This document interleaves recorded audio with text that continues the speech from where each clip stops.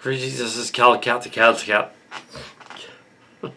Greetings, this is Kal Kat the Catster, and this is New Year's Eve. And, nearing New Year's Eve. And this is the Clara, well, not really official awards, because I watched some of the New Year's thing from last year, and they canceled the Clara Awards, because it was this idea, well, the whole show was technically canceled. There hasn't been a Kal Kat show in a year. But we've been doing some specials over there on the channel and not giving them a name and sort of season 16, but it's not really, and just went around calling it on location missions, sure. Yeah, so that's what it is now.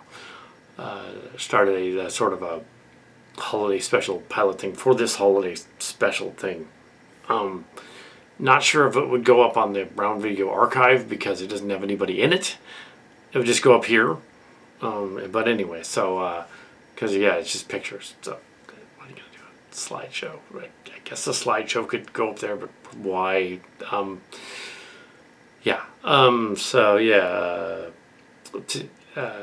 Everybody got, like, kind of messed up at the end of the thing but we won't go into that. So we're all getting over it. I'm not going back over there. I'm going to catch something. So we have the movie reviews tonight. This evening. Well, it's not. It's this afternoon now. It's actually early when I'm recording this. About 2:40 or so. And going over the movies that I saw. And I know Red Letter Media has posted the movies they saw. The trouble with the awards show for the past 10 years or so, going way back to the beginning of the Kal Kat show, is that we just labeled it an award show when it was more like Stone Gremlins and Red Letter Media and the other ones. When they review a movie, it's not an award show. It's reviews. It's a rant blog review of movies. And in doing that, this year, post the writer's strike from last year, it's been a year since that happened, Hollywood has not released really anything worthy all year. So, at least for the Oscars. I don't know how they're going to... Well, they'll probably just grab some movies that came out in January. And they'll say, okay, that was last year's movie. It played somewhere else in Podunk. It gets the award for Best Picture. And it gets all the other awards too. But you've never heard of it. That's what'll happen. It'll be some random like Netflix movie or something that I haven't heard of. That they haven't heard of. That we haven't heard of.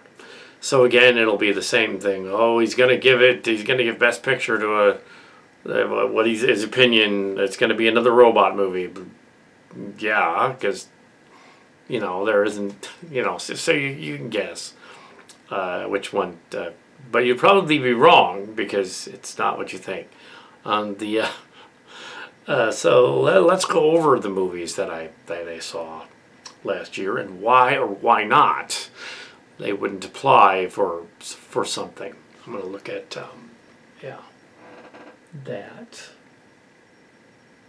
And since the Road to Best Movies and the other article are kind of similar, anything new on said movies, since the things are similar to the two different versions, the other one just kind of summarizes what the first one did.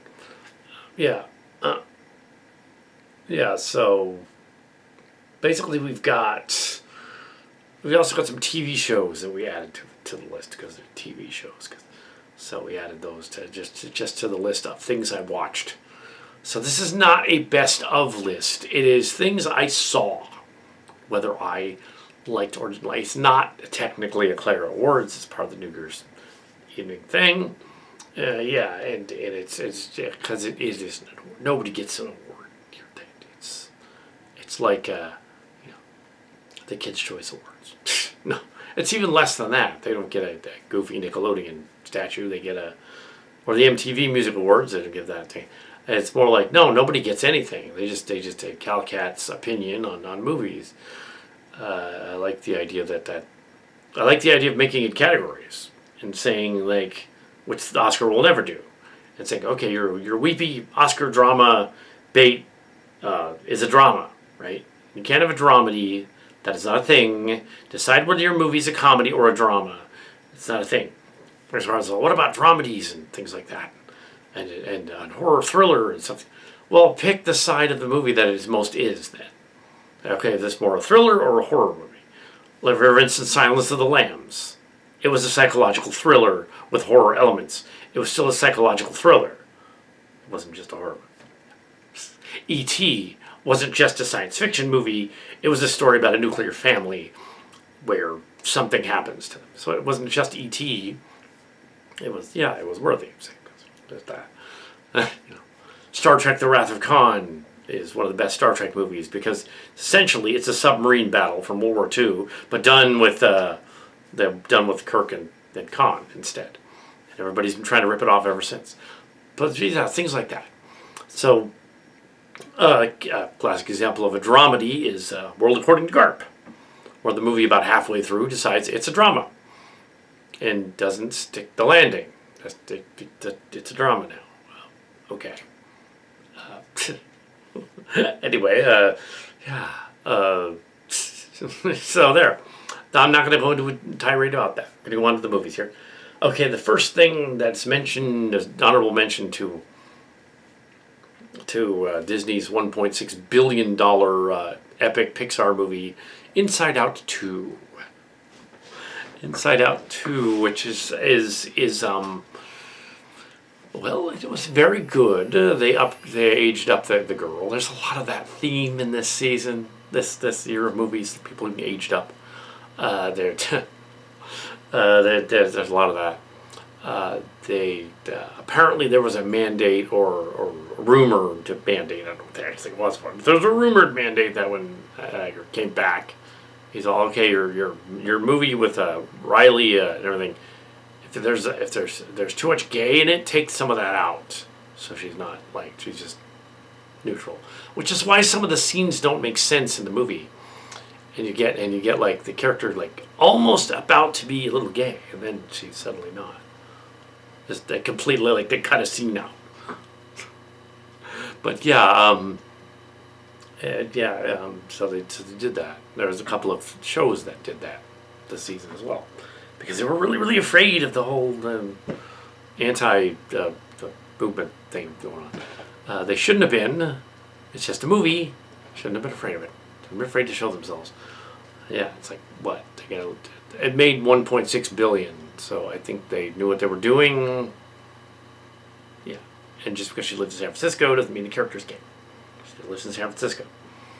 Doesn't mean she isn't though. Oh my. But yeah. It is an excellent movie. Yeah. So yeah, there's that. And the next one, which gets all the higher praise because of its uniqueness, the Wild Robot, with an actress that I'm not going to try to pronounce her last name, playing the robot. I will destroy it. The name. It's a family story about a reluctant mother and her sort of weird. Like the father figure guy. Oscar should love it, actually. The messed up family adopt this kid that happens to be a gosling, who has special needs. It was very cute. The movie. I liked it. It hit all the right buttons. It's Oscar bait. But it's a cartoon.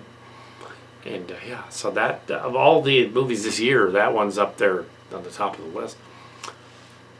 Then there's Transformers 1, which has the Transformers 1, an origin story. There's been a lot of those lately. A lot of origin stories lately.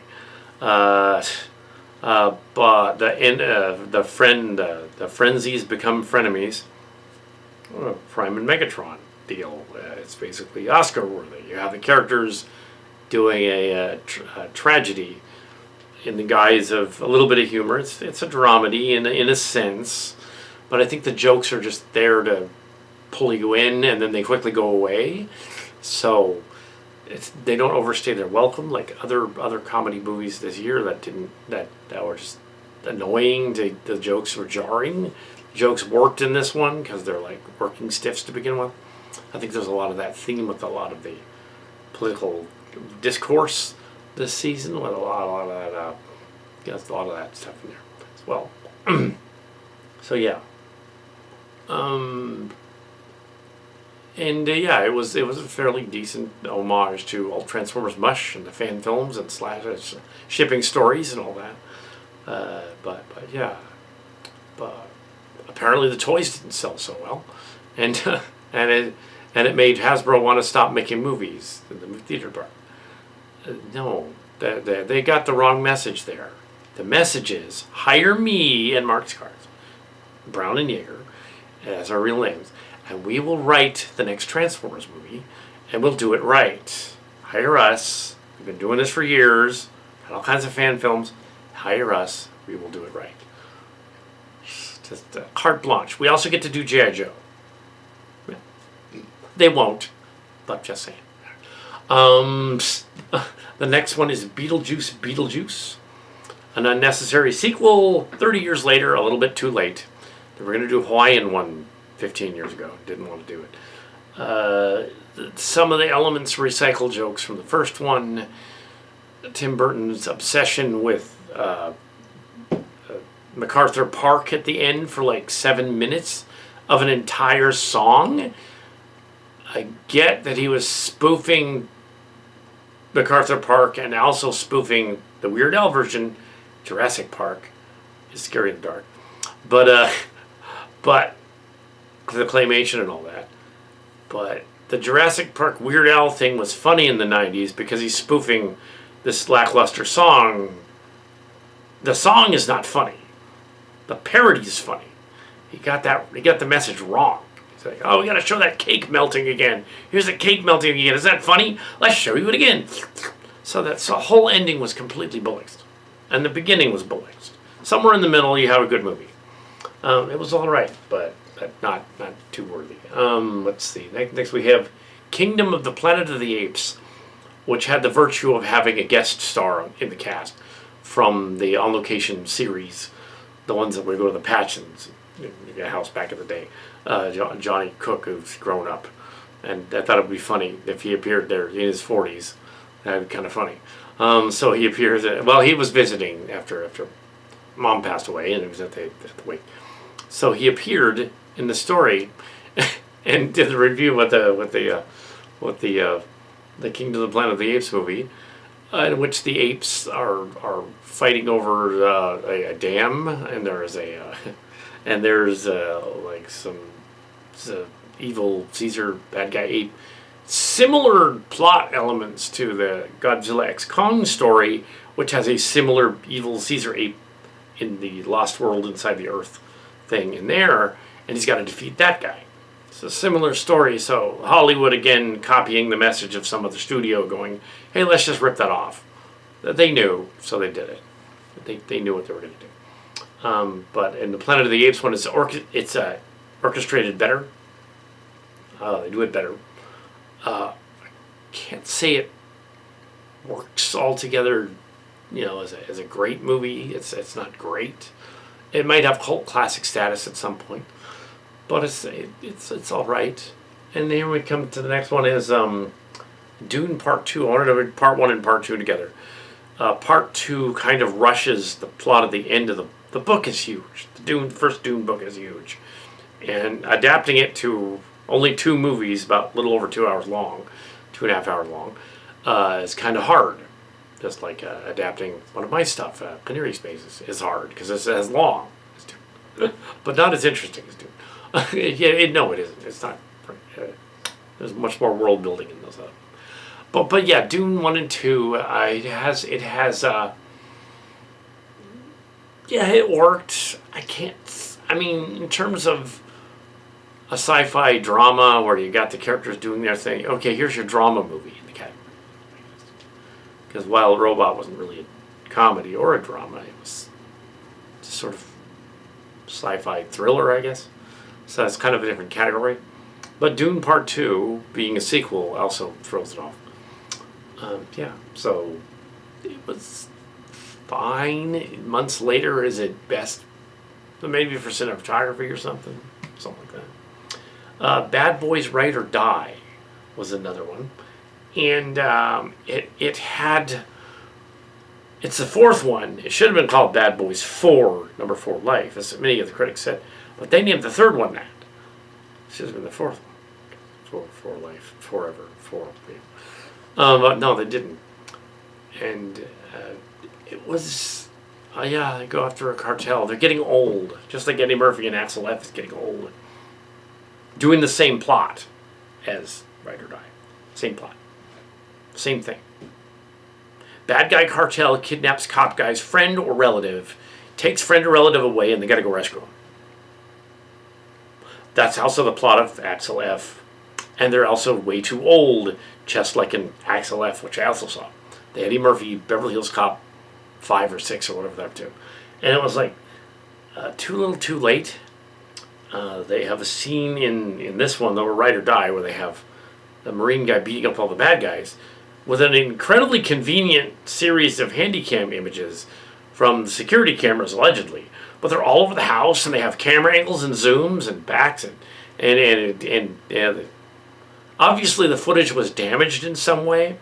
So they're like, oh crap, we filmed all these action scenes with the Marine guy beating up the bad guys, but it's kind of screwed up. So if we put it on a TV screen and pixelate it on the sides, then no one will notice. It's like, no, I noticed. Also, because the security camera is not going to do that. They're not going to show it like that. So that footage was screwed up, and they just put it in the movie on TV screen, so it could go like, ooh, yay, ooh, he's beating up the guy, yay, like they were watching a football game. Great, beating up the guy. Yay. Okay, so that's great, but yeah, yeah. I just reviewed Axel F. Axel F. Same plot. Beverly Hills Cop goes to Beverly Hills. His friend is captured by the cartel. He's got to go defeat them. Same plot, almost the same ending, except instead of it being a compound, it's a mansion. It's attacked. That's for sale. Mansion for sale. In a nod to the Stargazer COL mansion that's been sitting up there. I'm not sure it's not up in Fremont. It's not. Rebel Moon Part 2. We got to see the second one. It's worse than the first one. It's actually worse. That's kind of amazing. The Scar Giver. If she gives a scar, as Mark Cards pointed out, then it's healing. It's not as badass as you think it is, Schneider. And yeah, ooh, but there's another version of it where it's darker and more edgy and there's violence. That doesn't fix it.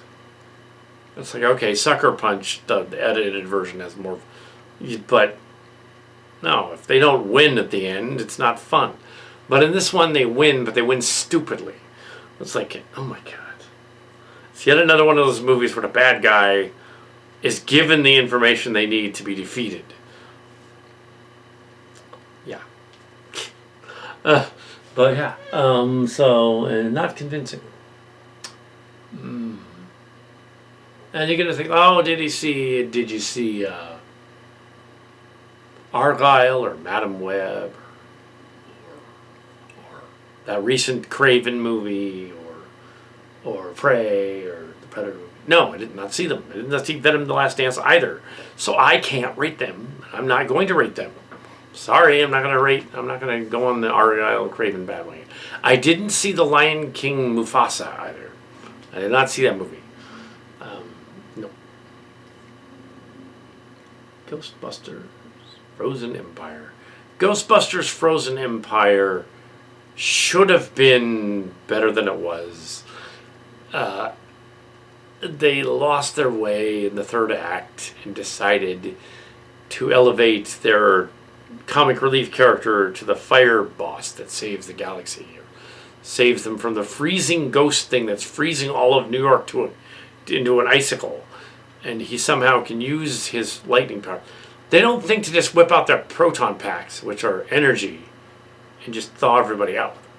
No, no, this guy has to have fire powers. Why did they do that? Completely, yeah. Okay, the Ecto-1 gets possessed by the possessor. Ooh, funny. But it doesn't do anything. It just, yeah, no.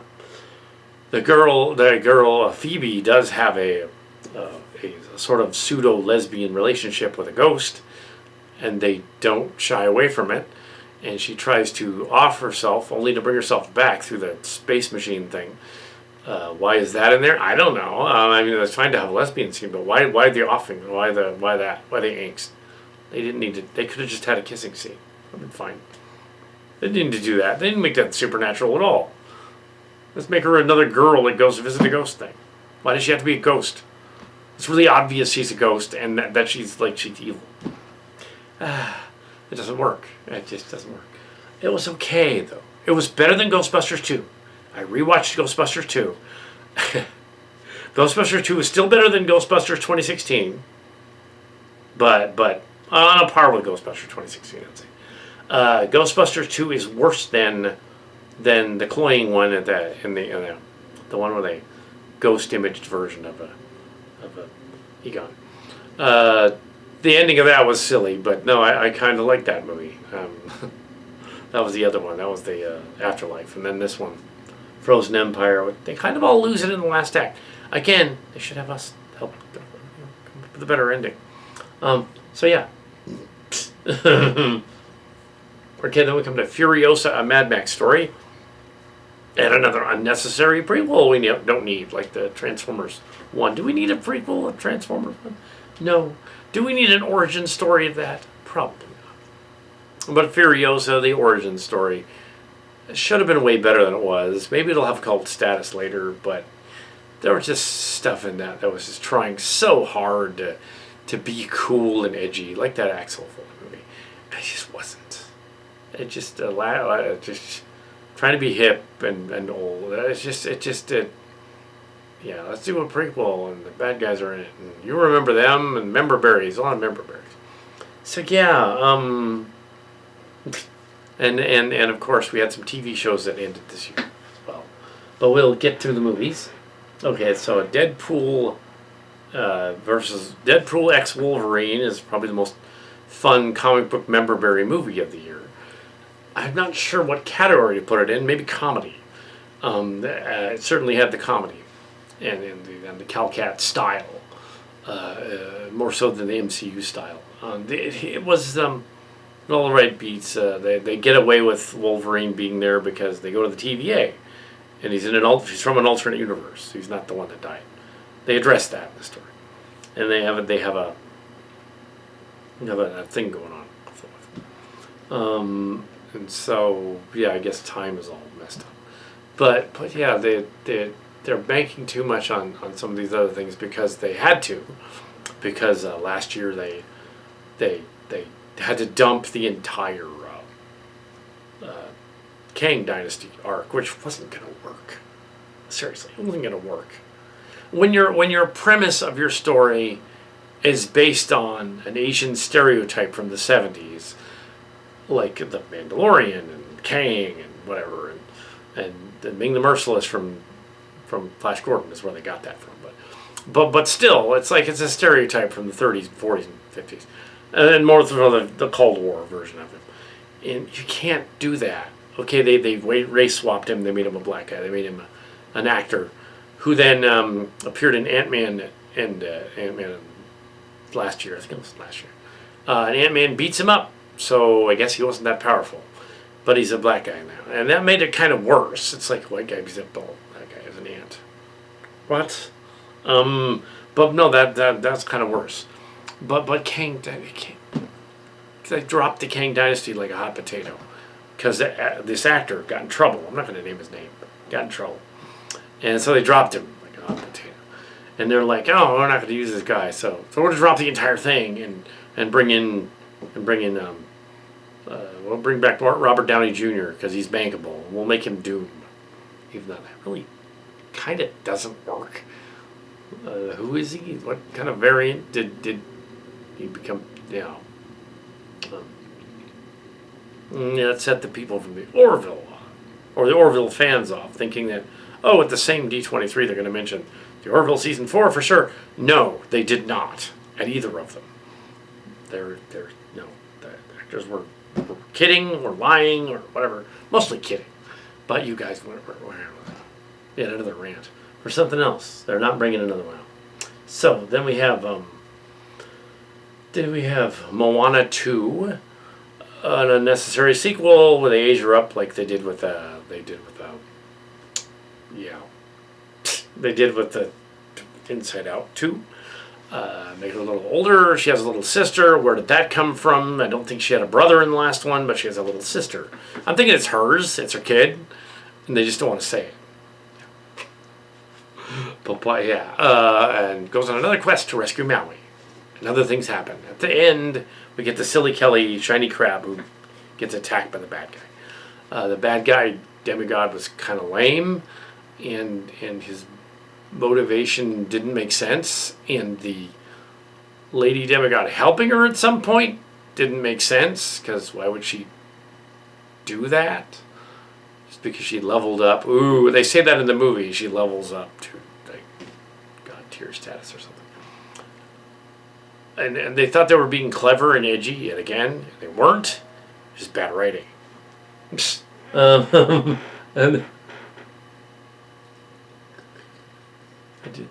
I did not see If, Imaginary Friend. I did not see Imaginary. Also, Joker, Fully Ado. That was very disappointing. However, I'm not as angry about that as the other ones on the internet that are like, oh my god, this is horrible. It's the worst thing I've ever seen. You should have known that going in. Look at the first one. Look at the last 5 minutes of the first one and tell me you could not tell what part 2 was going to be about. Yeah, I could tell. Yeah, I was the guy that saw the movie Signs and read the signs. I knew. And I also saw another one called The Sixth Sense, and I knew. I also saw The Crying Game, and I knew before they revealed the big reveal on all of those. It's like, oh, okay, this guy's doing that. In the theater. The Sixth Sense. In the theater. I'm all, that guy's a ghost. He's a ghost, and he's standing over there, and she can't see him. Right in the opening scene, when they show the guy standing there. He's a ghost. I was like in Empire Strikes Back when I was like 10 and a half. And I was like, well, Darth Vader's somebody's dad. I don't know whose dad, but somebody's dad. Kid, don't give it away. I don't know. I'm just guessing. I guess right. Somebody's dad. And then we have Sixth Sense with the water. Yeah, why would they land on a planet where a water planet? The water kills them. Yeah, good. Why did they do that in Alien Nation as well? I don't know. The movie didn't make sense either. Anyway, so we have the update of that stuff. Let's see if I left anything out. Here's some stuff here's some stuff that got left out. Not to mention it. Okay, the last 2 movies that I saw near the end. I saw this little obscure basketball movie called the Haku the Dumpster Battle. It was a volleyball movie. A very homoerotic Japanese volleyball movie. They kept suggesting the players had a frenemies thing going on. Friends or enemies thing. Like Prime and Megatron. They were shipping their own show. This Haku show. I'm not familiar with the show, or why they called it Dumpster Battle. Probably because the translation is weird. It probably should have been the Volleyball Battle, because it wasn't basketball, it was volleyball. So they're dunking a basketball, but it wasn't. Yeah, the underdog battle, maybe more accurate from the kanji, the underdog battle, or the ball battle. But yes, it's fine. Wicked, part 1. It's only part 1 of part 2. We really don't want to do like we did with Dune last year. We don't really want to do a thing where we're, okay, let's do a part 1 at first. Highly unnecessary movie, really. It was fine. The songs were fine. And like the Little Mermaid remake last year, that live action thing, where I didn't notice half the songs didn't actually have the critters in them. Like that, Wicked Part 2 is a padded mess where it's trying to be everything and adding stuff that it doesn't need to add. It is making a flamboyant character as well, which is fine, but I don't think they're not gonna go there. I don't think they're gonna go there. He's not really like that in the play. The play is different. It's only half of the play, up to the intermission, for 2 hours. They padded it like crazy with all kinds of. No, the real homoerotic tension is between the witch and the white witch, the green witch and the white witch. They're clearly into each other. More so than the wizard. But the wizard was hilarious. The guy that got to play the wizard was great. That was good. But yeah, the wheelchair-bound girl with the cast in it, that's cool. But in that universe, would they have that? I mean, it's a magical realm. You'd think she'd have her legs back. If it's all a dream in Dorothy's head anyway, why would there be a fantasy, right? It's like if you're on the holodeck on the Star Trek, it would be like, oh, why would they, just go, ping, they have legs now. They're good. Yay. There's a whole backstory, that character, that's fine. It's fine, that works in the story. Except she's the one the house gets crushed, the house crushes her in part 2. So it's kind of messed up. It's like, yeah, we're going to put this character in here, and it'll be a triumph for disabled people in a chair, but only to have her character get horribly killed later on. They don't realize that she's one of the witches. It's messed up. Oh, I'm cast as this character. Oh shit. But yeah. So we have. Yeah. So the movie had a lot of elements that were like, okay, this reminds me of the play, kind of like the Cats movie did. And although it was good, it's not Best Picture material, really. If they give it Best Picture, it'll be like, no. I mean, one of the leads can't sing. Come on. The other one can, Ariana Grande can sing. The other lady, she's passable. She's not the lady from the original The Play at all.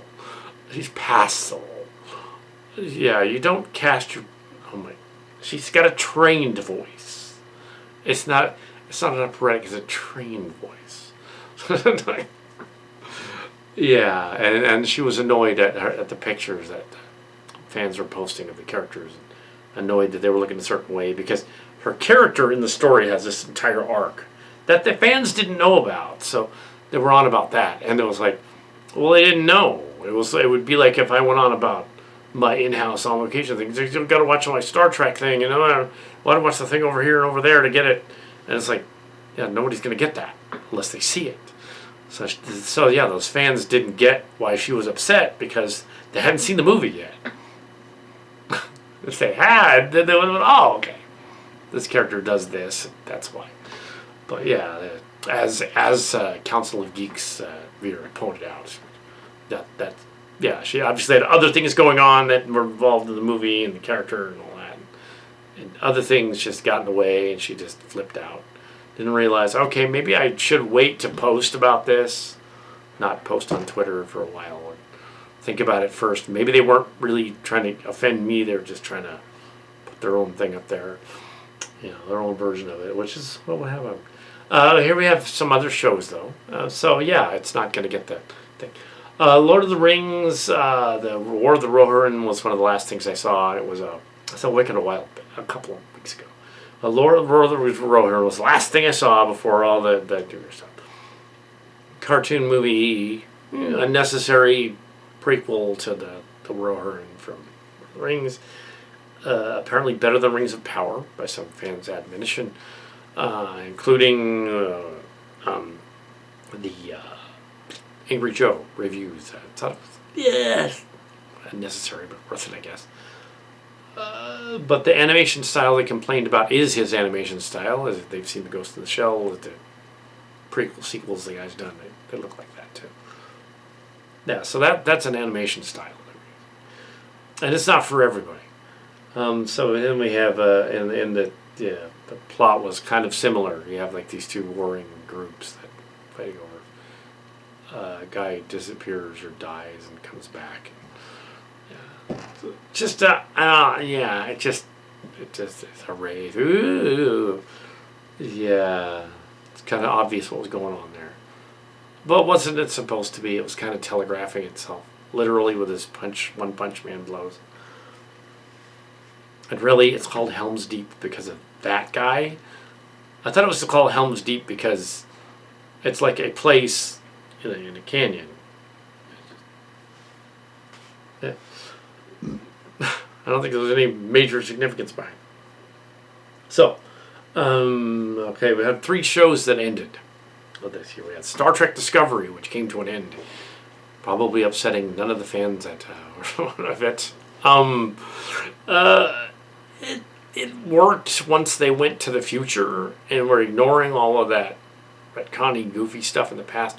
It led to the Strange New Worlds spinoff, which they weren't able to finish before the writer's strike, and now they're finishing it. It's going to come out next year, in 2025, coming up. And they're going to do a silly Vulcan episode, but that was upsetting to the fans. But Discovery was doing the final season, and yet another adventure story with the characters. I included elements of that final season in my Starship Locations Legacy series by having Berman and Saru show up in it as copies of them from the artifact, and basically like their show actually died and they got sent back to Cillian space. Well, it didn't happen in the show, but it kind of should have. That would explain the 10-minute ending with she's in the distant future and she's an admiral now, and they renamed the ship and they send it. This is yet another example of if you have to do homework to watch the story, something's wrong. So apparently there was a short Trek episode called Calypso, and in it was set 1,000 years in the future. It was the second season of the show, and they didn't know they were going to jump into the future until like the last 2 or 3 episodes. So they're all, let's set up that future with this Calypso episode. Let's have them go into 1,000 years in the future and have them show up in the future. So at the end of the second season, they strike it from the Starfleet records, and the ship goes off into the future. And they made a mistake. They literally made a mistake. They made an error in where everything was taking place. And then they went to the future because they wrote this story where it was supposed to be set in stone, even though they could have explained it with the multiverse thing. But they didn't. They didn't do that. They didn't explain it with the multiverse. They go to the future. They do that. So a couple seasons later, it's season 5, and they're like, well, the guy that wrote Calypso is writing this season.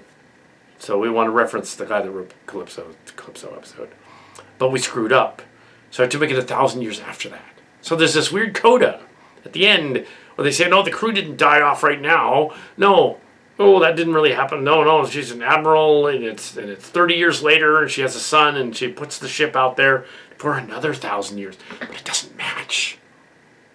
It's still supposed to be the 32nd century. It doesn't match. And then they retconned it on the website, on Memory Alpha, and they retconned it the 33rd century. They retconned it. They changed it. All they needed to do was say it was a multiverse, and it didn't happen. They could have cut that out. They did not need the last 10 minutes of this episode. End it with them, okay, they're going on their way. We don't need to know Calypso and have that wrapped up.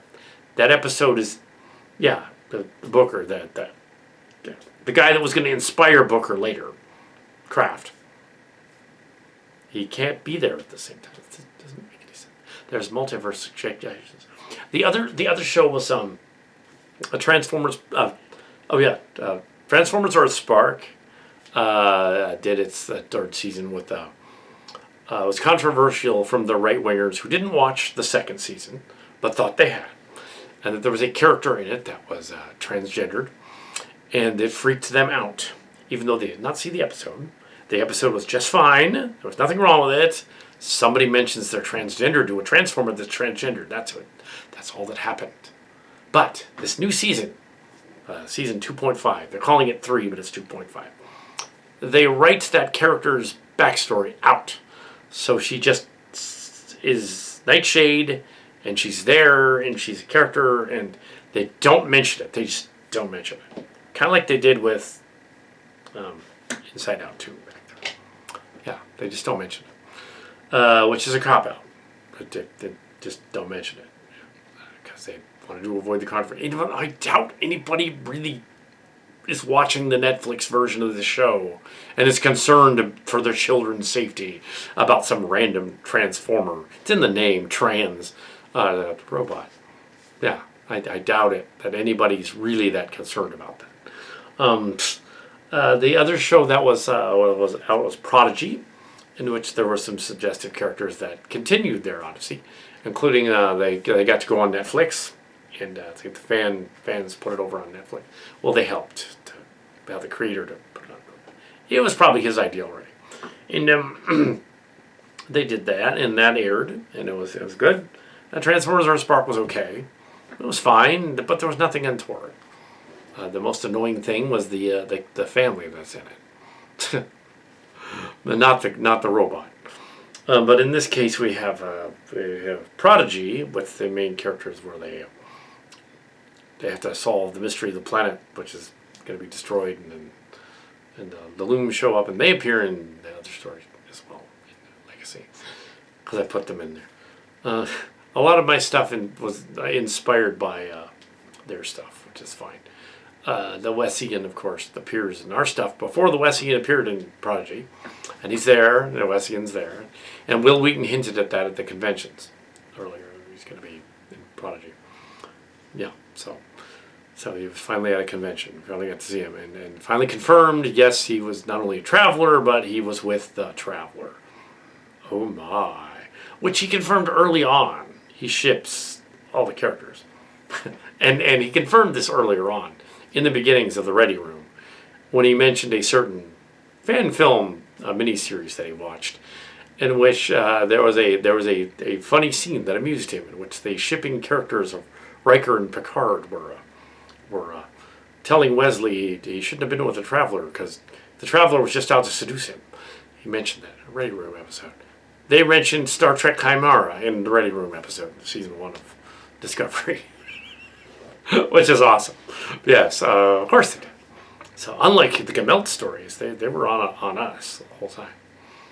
Yeah, they even had a Kal Kat in Discovery in the future timeline, and a SoCal as well. So lots of Cals. But yes, so yeah, they knew about that. Yeah, Lord X ended its final season. Mark's Cards just watched it. I think he liked it. I'm sure he didn't say that he didn't. Lord X aired its final season, and like the Transformers one, avoiding the issue, Mike McMahon watched our Star Trek Legacy about the Locarno and the lecture on the Locarnos in that universe and the multiverse thing. Addressed the multiverse in the final season. Addressed that could be either or universe, and maybe he's out there, or maybe he's not.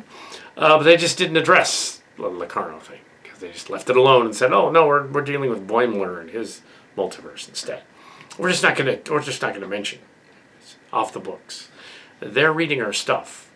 And they saw that lecture at the end and they said, we're just going to avoid Kal Kat's thing altogether. Not even bring him up this season. There's the Locarno planet. He has his own thing going on. We're not going to bring it up. But we are going to say it's a multiverse. Star Trek is a multiverse. So even Discovery is in its own multiverse. Yes, with the Klingons popping up, that looked all weird. Monster Klingon. Yeah, it's a multiverse. But we knew that. And Transformers is too, so you can have Transformers 1. It's its own universe. It's a different version. You can have those. Marvel doesn't know how to do those. When they try to do multiverse, they screw it up. They screw it up big time. They make Kang weak. The Ant-Man can beat him. They make the Eternals weak and imitations of the Super Friends and not interesting. They introduce what could be the Young Avengers with the Marvels at the end, but then kind of screw that up too. Yeah, because nobody cares about Arrow Girl. They just don't. Marvel Girl, sure, but not Arrow. poor Echo.